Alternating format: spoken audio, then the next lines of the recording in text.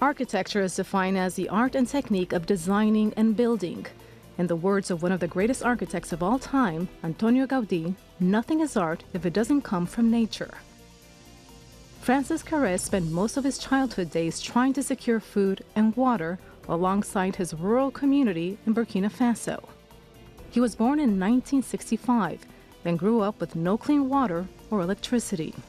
Yet he was inspired by the limited natural resources that most people around him had taken for granted, leading him on a journey that will make him one of the world's most renowned architects.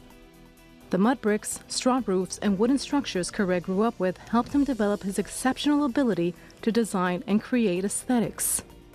Francis Kéré was the first person from his village of Gondo to attend school, where he understood not only the importance of education, but the impact of physical space on students.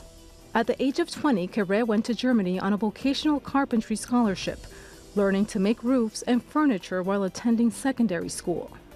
He was eventually awarded a scholarship at a university in Berlin, graduating in 2004 with an advanced degree in architecture. The Burkinabe architect understood how privileged he was and was eager to share his experiences with his community back home. His first project, Gondo Primary School, was handcrafted with local materials by the whole community, just like in the old days. But Kéré's talent expanded beyond schools and local communities.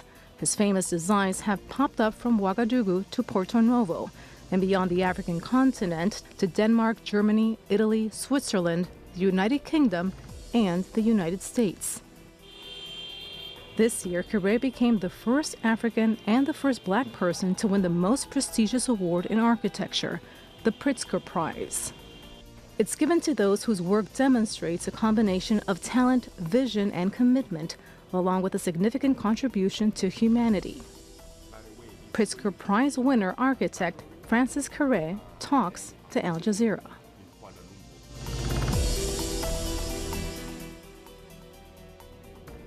Award-winning architect Francis Kéré, thank you for talking to Al Jazeera. Congratulations on your award.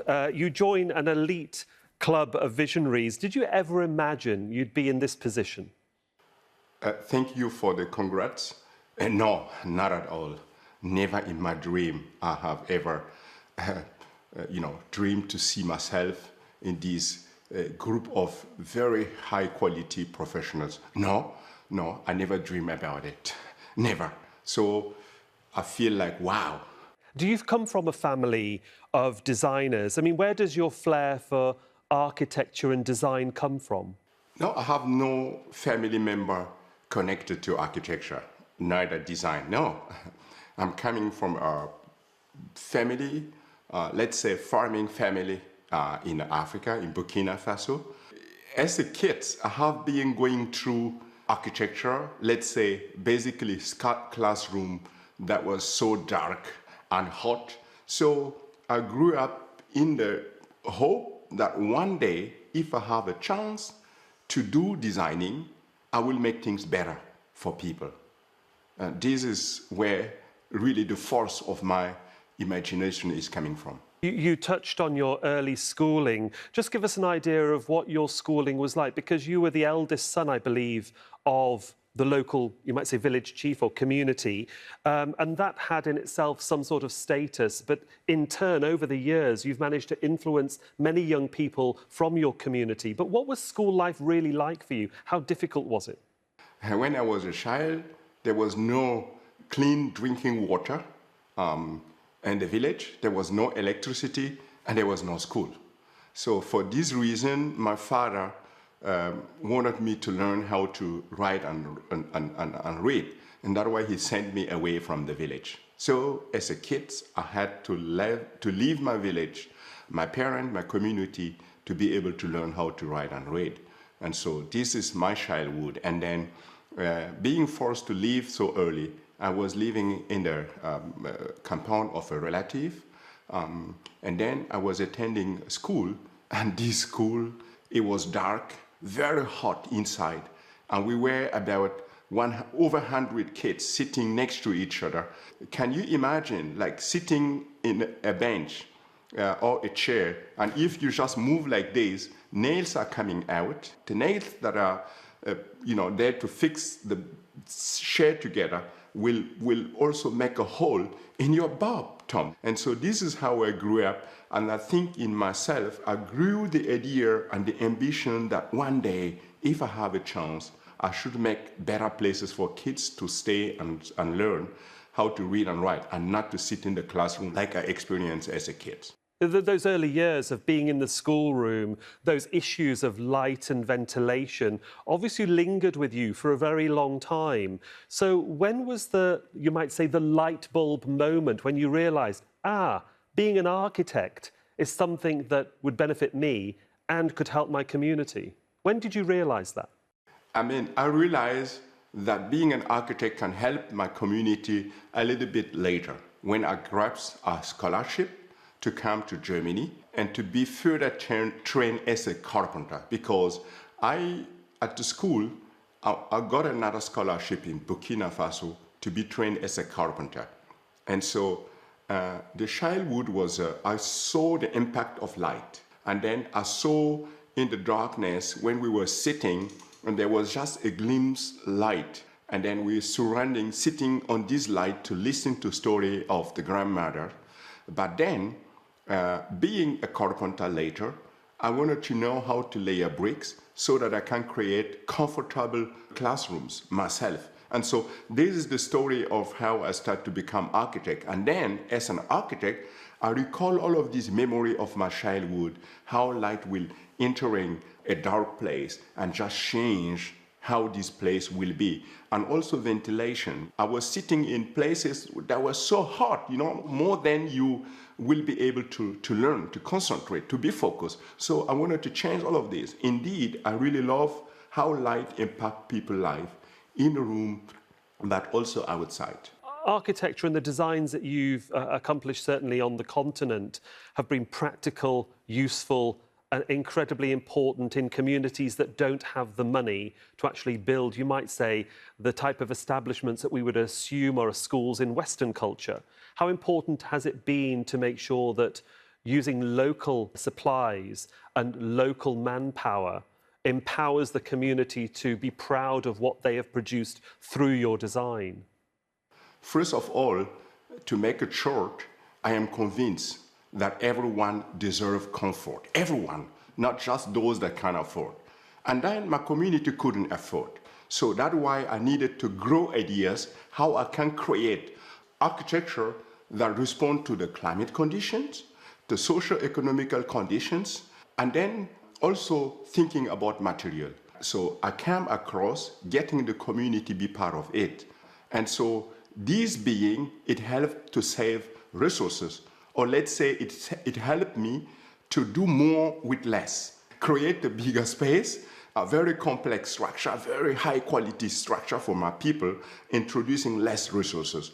But the thing that it did is to create a sort of identity. People was part of the process, and I feel proud about what happened. So if you could see this as like a game-changing method, then I did it. It was so important to do it because I was totally convinced that I was privileged. I was privileged because I could attend education and I could go to Germany and become architect. And for me, what do you do with this privilege?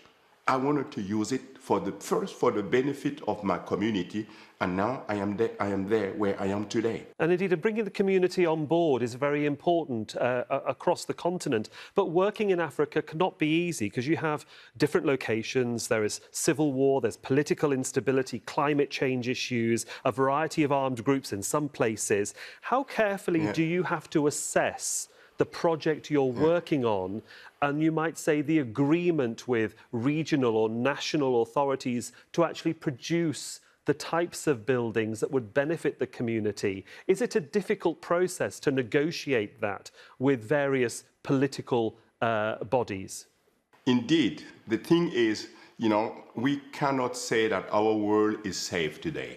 And I think even with everything that we know about it, it is important to keep creating.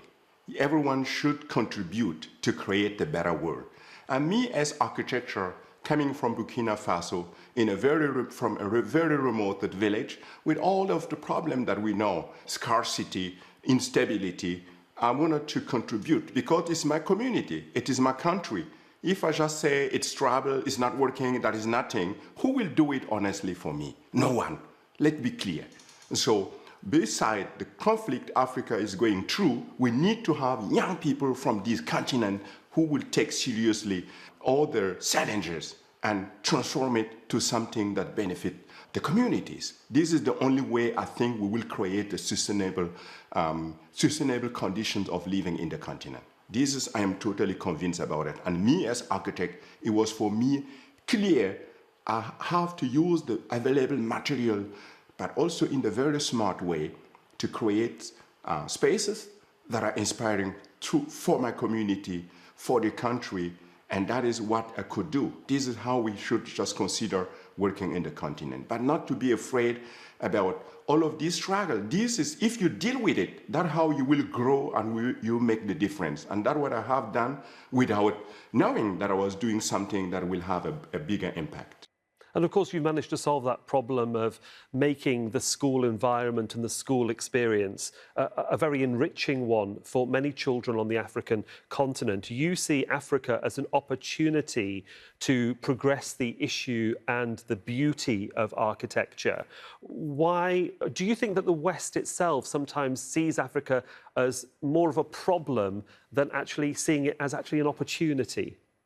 Totally and honestly, Africa is a big, big opportunity. There is a lot that we can't do there. And it's a pity that the Western world see it in the conflict rather than in something that can contribute to the world, to the wealth of the world. Africa, it's young, let me say it this way. And then I see the continent, so the way that talent is equally distributed around the world. What is missing often is opportunities. And if you give these young people opportunities, then you will see that Africa is a basin of talent that can contribute to the growth of the world wealth. And rather than to see it as a problem, I see it as a big opportunity. You know, people are so open to new things. People are so positive, optimistic. Look at the youth, how full of energy they are. If we consider this as being something that is positive, then Africa can contribute to create better architecture for our people, but also inspiring architecture for the rest of the world. In terms of some of your projects, I'd just like to focus in on one, which is actually, it was in the UK, the Serpentine Pavilion in the UK. It's one of the most stunning bits of architecture I've seen, and has a really interesting, I think, story behind it for our viewers. I mean, not all your design is about the educational experience, it's about the communication experience as well. Absolutely. You know, the Serpentine's Pavilion still reigns among my projects. It's, by the way, it's going to be a library and then a museum in Kuala Lumpur. It is now it's permanently installed there. Now, with this project, what I want to tell through my work, and especially the Serpentine Pavilion, is to show the real narrative on Africa. It is a place where you can learn a lot from nature, but also how people can go through daily life with scarcity and just accept it. And so one thing that is important for me is like a tree. And so in London, I just wanted to create inside this beautiful park, Hyde Park, a kind of huge canopy, a tree, but not just mimicking the tree, but creating a design idea how you can collect water. Tree needs water, London is very rich, but why I don't show to the people in London that even a wealthy, a rich country should save energy, should save resources by creating a pavilion that has the capacity to collect water. So my approach sometimes is playfully, but then it has a narrative. If you show people ways how architecture can do more beside the functional issues, then we're adding a higher value to architecture, and that's what I'm trying to do always. Yeah. What is the reaction to your designs from your fellow architect community, where they are able to see the practicality of something like a school that you built, what, in 2017, helped to build Le Rouge secondary school in Burkina Faso. You know, an amazing structure which was simple to construct, but yes, has attracted children from far and wide to come and study there. Yet it is another school project, but again, built by the community, for the community. I have to say again, I mean, I was lucky to be able to do this project. I don't know how other architects think about it, but you know, if you, like me, coming from this background that is more than just a privilege, and you create in your own community a school within the community and with the community, and you see the reaction, the positive reaction of your people. You know, sometimes I am the man from Gandu, respectfully, the man from Gandu. That is the man from Gandu. You know, it's mean, wow, he did something that is extraordinary. And so I am just so happy about it. I can just say, I feel I've been digging in the darkness and I found light that is illuminating many, many other people. This is what I can say, and that is true, you know, and I want to have more opportunities around the world to deal and create something that is inspiring to people. That's what I'm doing. Winning the Pritzker Prize does actually elevate you into, I say, a group of very distinguished architects, but it also raises the profile, as we know, as being the first African to actually win the prize, and highlight the fact that when we think of high art or high architecture, we don't have to look to the West. Do you think people now have to re-look at the way African artists and architects are perceived in Western culture, that that glass ceiling has been broken? I'm happy. If I could contribute to that, I'm very happy. I want to say colonial architecture has something that we have to say, something very strong. If you look at it, has a lot of qualities. What is missing to what I see, to how I see things, it's we have been giving a structure, but not the brain. We just had an object, but not the knowledge how to do it. And so for a long time, this kind of structure is good, it is strong, but it didn't really consider or taking truly under account local knowledge or local conditions, especially the social conditions. How do you really integrate all of these to create a building that become an identification for people? And so let's say there have been great projects, but the narrative has been give to object, but not the way how people should do it themselves. And that is the thing that I miss. But if I can, like me, and try to deal with reality of the site, of people, and create something that has been seen by many as a game changer, hey, you know, I'm so happy and lucky to be able to contribute. Before you won the Pritzker, how difficult was it to, you might say, pitch the idea or sell the idea that this will work and it will make a difference, whether it be a classroom or a library or a housing development or a structure in a major park? Before you won this award, life must have been slightly difficult, because architecture is a difficult industry to pitch and to be successful in. I have been doing this work since I was a student. The truth is really, when I got the chance to start to study in Germany, I decided after 2 years studying, it must be something compared to bachelor level or even less. I decided to stop to study, but then to do research around Berlin and Brandenburg, which is the state around Berlin, to learn old techniques, how buildings have been done before the industrial era, which make Europe becoming the leading force in the world, you know. So I went back to my home to really try to find ideas how I can create something that is like different to what I knew in the West, but also in Burkina Faso. So I didn't sit on the desk and imagine to really come with a prototype that will make the big difference.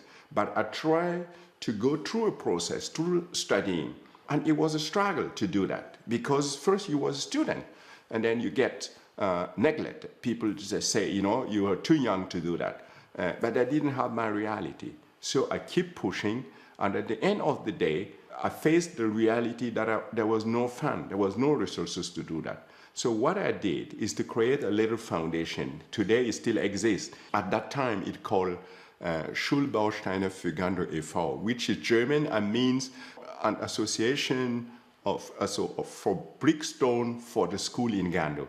Now we call it Kéré Foundation because with the awareness on my work, friends wanted it to connect the association name with my architecture success. So, but in the beginning, it was not like this. It was very, very difficult to convince in Burkina, my community, but also in the West. People were shocked. Why you, as a student, are you going to build a school and not a government or not a powerful European institution? Why you? Why you? Why me? It is my responsibility for my community, and being aware that I have a community and I wanted to contribute, and I didn't need to wait to become known or to become rich to do that, is what gives me the force and the energy to sustain and to go through all the difficult moments. And I'm telling you, I am so happy that I took this decision as a naive student, that how I have been called at the beginning in the West, in Germany. He's naive, but he's courageous, you know? I just went to do it, and that was the best decision in my life. Some of the most unassuming people win major awards, whether it's the Nobel Peace Prize or whether, in your case, it's the Pritzker. Is being recognised by a Western awards system slightly annoying, that it's taken the award for you to be perhaps better known to a wider audience, and that you couldn't have been recognised on the global community even without the award? The award has certainly highlighted who you are. Would you have liked to have been highlighted without the award before you even got it? What I have been doing, it was like I did it because I feel I had a duty to my people, and I love my people, my community. That is what everyone did. Everyone is connected to a community. And then I just wanted to help it. To be honest, I didn't thought about award by doing this. By the way, when I first built the first school, I didn't want to end my study because I never expect someone to hire me as an architect. I wanted to gain knowledge, to go back to Burkina and start to improve architecture. I have to say what Pritzker has awarded me is courage, and then recognition of what I have been doing, which is so great. And then the impact is visible. More people know me nowadays that will not see me without the prize.